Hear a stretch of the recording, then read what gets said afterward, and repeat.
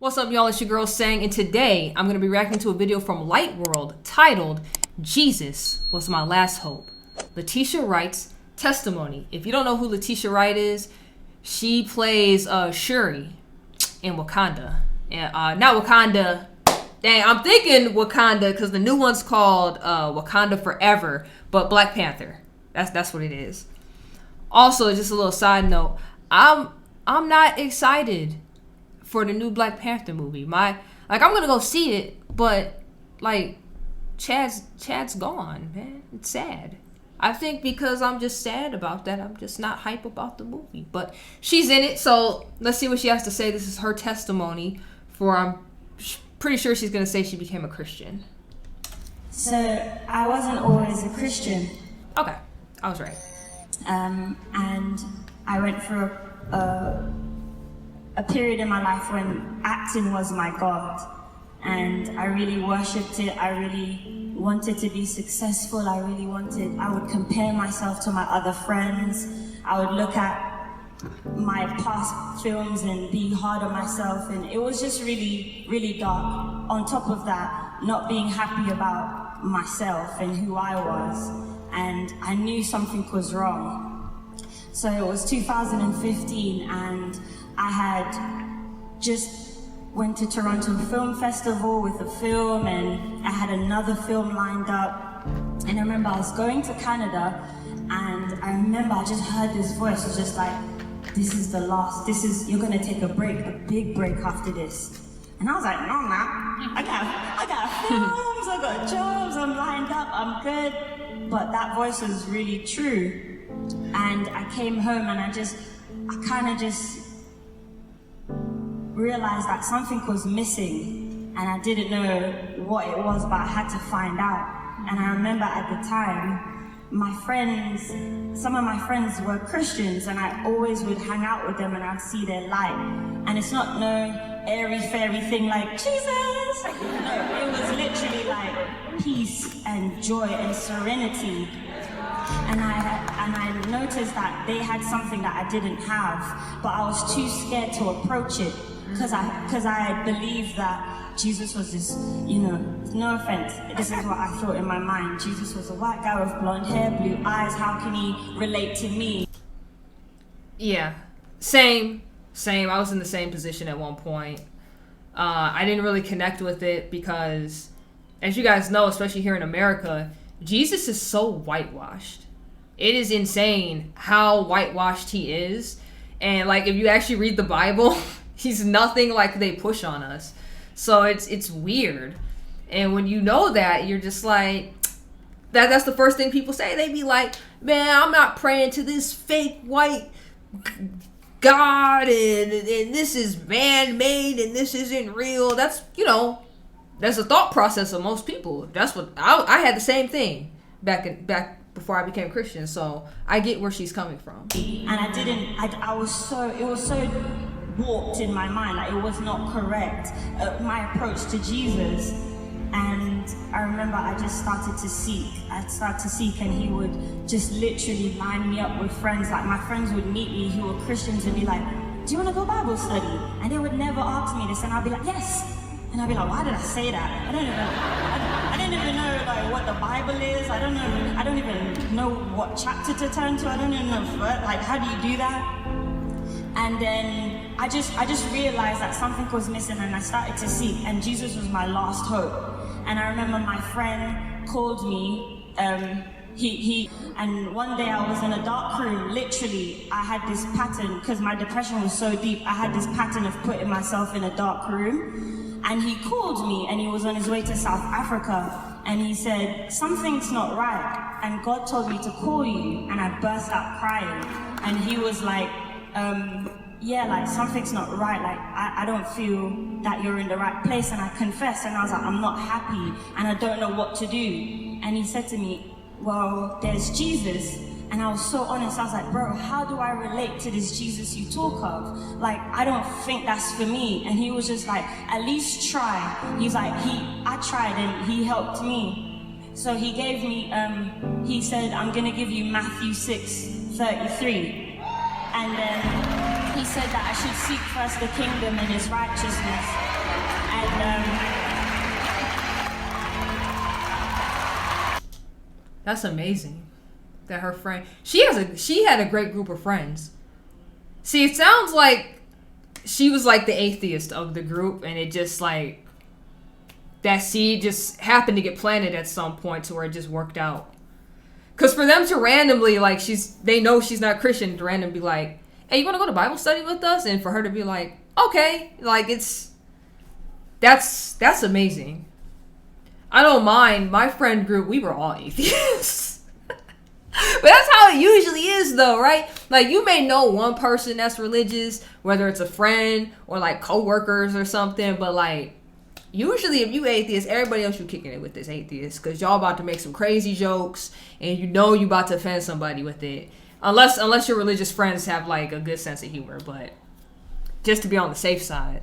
And yeah, I always think back, I'd be like, man, how different would my life be if I actually was just like Christian from jump, or if I just like a teenager or 18 or something, if I did this sooner. Because then she also mentioned the depression thing. I had depression too. Isn't that wild? I know so many people that be like broken, depressed and all this, and then like come into religion, and then that's not even like an issue or a problem anymore. Versus people that aren't religious, that's just like an ongoing thing for them, you know? I know a lot of people in my life that's like that, and I didn't start making the connections and the parallels on that until like I became religious. There is something to that, man. Like once you have, and I know I'm Christian, but even like people I know that's like practice Judaism and Islam and all that, once they're good, like, and actually practice their faith, they don't be going through all the craziness non-believers be going through. I'm telling you, there really is something to all of this.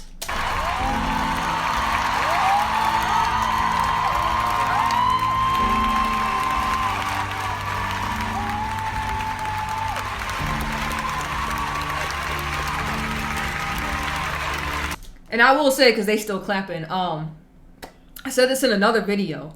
You've never heard of a person that has turned to religion and it ruined their life. You know what I'm saying?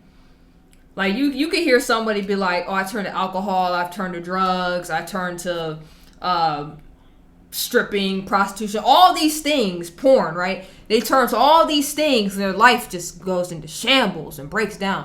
But you never heard a person that was like, "Oh yeah, I picked up the Bible and my life just became a mess." Like you've never heard that. It's like the complete opposite. It's like, "Oh, I started practicing this religion and my life became immensely better." You never hear that with anything else. You've never heard somebody be like, "Yeah, I picked up this bottle of Jack and now being an alcoholic's the greatest thing in the world." You never hear any of that. I'm telling y'all, man, it's something in being religious. Like this probably, I ain't even been religious that long. This is the best I've ever felt in my life. A lot of things, I'm telling you right now, a lot of things I used to do before becoming religious to help with my depression and all that, I don't even do those things anymore. Right? I don't do none of that. I'm cool. I'm fine. How crazy is that? I'm telling you. There is something to it. I'm telling you. I should seek first the kingdom and his righteousness, and all shall be added on. And I took it, and I turned off my phone. He went on his flight, and I said, "Jesus, like if you're real, then show me." And then I stopped acting. I stopped. I gave it up. I said I never want to do it again. And then I gave my life to him, and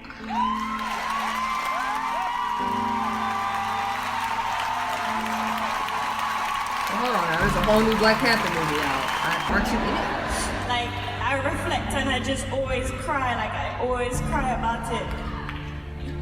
But I gave my life to him. I told him in that room when I came off the phone, I said, "I'm gonna give you a year," and he literally changed it in a month.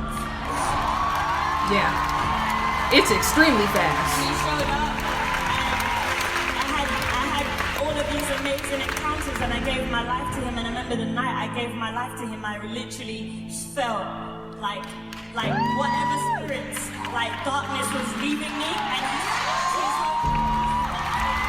Yeah. Same. swapped it. I felt it. I was on my knees in the middle of the road, and my hands was up, and I literally, like, I gave my life, and then I ran out of the church with my friend. I was like, I feel like running, so I run a little. Like, literally, like, this thing just lifted up, and I literally screamed, and I felt this other thing, Holy Spirit. She had a whole experience. That's what's up. I've said this before in a video, but mine was I think it was like the second or third night after like giving my life over. I was just praying before going to bed, and I didn't even say anything crazy. I didn't say anything sad. I was just in the middle, and then out of nowhere, just tears just started coming down. I was crying like crazy. I was like, I don't know. I'm sorry. I don't know why I'm crying. Like, I just went on like a baby for like so long, and then it just stopped. And then it just randomly stopped. Like, once it all got out, it just my body's acting like nothing ever happened after that. And it just all stopped. And I wiped my eyes, and I finished praying. And when I went to bed, I was just lighter. I was just so much lighter. And I just felt full calm and full peace. And I don't think it happened that first day or two, because, like, I'm gonna say this too, I didn't really know how to pray. It sounded like a whole journal entry. You know what I'm saying? Like, so I said this before. It's like, if you ever watch Doug, it's like, dear journal, today I did. That's what it was like the first day or two. And I just didn't know what I was doing. And I was like, all right, I don't know what I'm doing, but I'm gonna figure this out. I didn't have a group of friends like she did. So I had joined that Christian group, and I was like, okay, whatever we all reading, I'm gonna read it by myself. And then when I hop into the Bible study thing, we all gonna read it together so I can just comprehend it better. And we just gonna do that. And I was doing like a chapter a day out the Bible at first. And that third day, it just all hit. And it's like, I got it. You know, as I felt everything that she describing, I felt with that good cry when I was praying that night. And after that, I'm telling you, the peace that I had, the joy that I had, I literally was like, I'm never going back to acting. And I kept praying, and I kept going to church. And then one day in like January, he was just like, I want you to go back. I was praying in my room. And he's like, I want you to go back. And I said, I don't want to go back because I don't want to be, you know, like when Moses said, like, if you're not going, I don't want to go. So I was like, if you're not going to go, I'm not going. And he said that I can trust you now.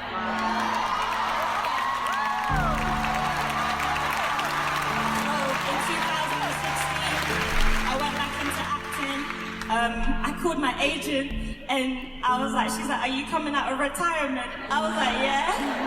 But I just trusted the Lord. I trusted that he had my back, and that I wasn't gonna leave him. I was gonna stay with him. So I stayed with him, and every single job from that point was amazing. I found myself working with Steven Spielberg. I found myself working with Liam Neeson, and I thought that was it. And I was so content. I promise you, I was so content. I was like, God, I'm ready to have Jesus time now, right? You know about the Jesus time. And after this, then I was on set finishing up a project in London, and this audition came for Black Panther. And I did it. And I did the audition, and then I forgot about it. And then every day after I sent the tape, he kept saying to me, pray about Black Panther. And I was like, why are you telling me to pray about this? Like, I did the tape, I've let it go, that's it, Lord. Like, I'm not gonna stress it. I'm not worshipping acting anymore. Like, it's cool. But he was just like, pray about it, please. And I was just like, and he was like, pray about it. And I prayed about it. I was like, all right, Lord, like, I give Black Panther to you. Like, I keep giving it to you, Lord. And then one day in prayer, he revealed to me what he wanted to do, and he said, I'm going to give you the role. And I said, Lord, I've not heard anything, like no one's called me back. He was just like, I'm going to give you a couple signs. He said, someone's going to call you to go to LA, and And then he gave me like information about the contract. Wow. And then I was like, all right, Lord, like, whatever you're trying to do in it, like, cool. And then literally like a month later, my agent at the time called me and said, Black Panther, the team wants to see you in LA. And then he started to go through the details of the contract, and one of the signs came true. And then I went and met everybody. I left again. I was just like, God, if you don't want me to have it, it's okay. If this was like a little faith step thing, it's cool. It's cool. But then before I went to LA, he said to me, he said, I'm giving you the role of Shuri. So I was like, what? Like, I haven't even met Ryan. I haven't even met anyone yet. And he said, tell your agent that you've got the role. Don't get on the plane before you do. So I got the key to get you. So God was like telling me to speak it. So I'm in front of my agent right now. Yeah. I'm about to get on a plane to LA tomorrow without confirmation. And I say to him, I have to tell you something. And I'm like, the Lord told me that I'm coming off the plane with the role of Shuri in Black Panther. And he's like, so he sat there, he looked at me and he was just like, you got the role then? And he was just like, if God told you, then that's it. Oh, she got a cool agent. She got a cool agent. You know, most of them Hollywood agents. Well, she's not from Hollywood. She's from somewhere in the UK, I think.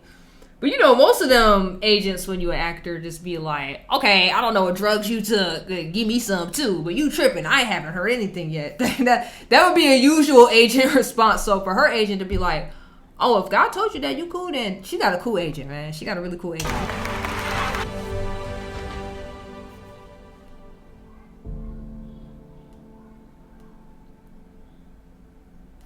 Was that it?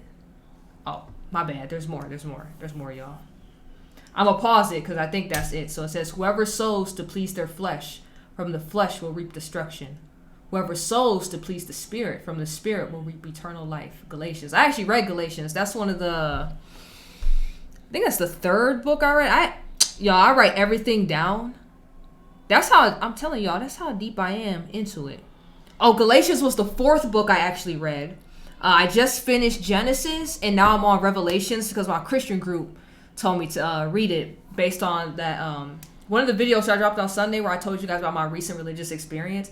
Some people in my group saw that video, and they was like, oh, that sounds like such and such that happened. I didn't know what they were talking about. I was like, oh, I ain't get that far in the Bible. I have no clue what you're talking about. They laughed, and they was like, oh, you got to read Revelations, and this is how you should read it, and blah, blah, blah.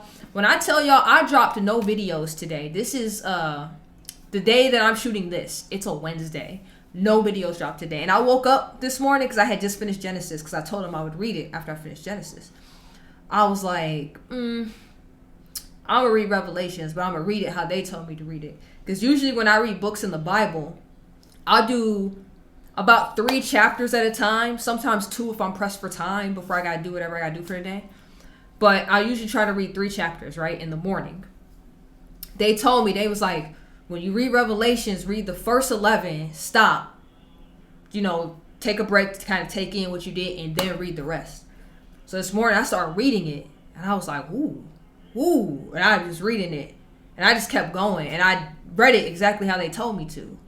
So by the time, I looked up at the clock, it was well past the time my first video usually drops, right? And I was just sitting there, and I was like, I might read all this today. And I was like, well, maybe I should just sit on it. This is one of those days when she was talking about Jesus time.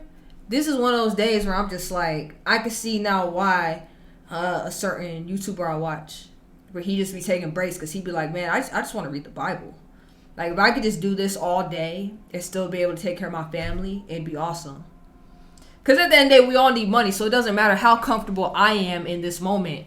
I can't sit here forever and do this. So, but I get what he's saying with that. Because a part of me want to take tomorrow off, too, just to, really just read. For real. But we'll see what happens. Because I'm also trying to build a channel. So, we'll see. But this was a great video. Was that the end of it? Yeah. It ended on Galatians. But her testimony was dope, man.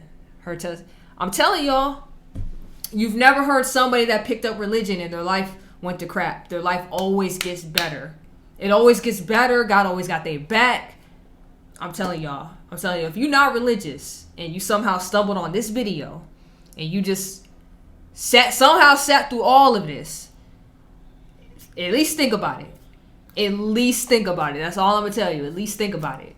I don't force nothing on nobody, but really think about that, because like I said earlier in the video, everything else that people try to pick up thinking their life gonna be better, it don't.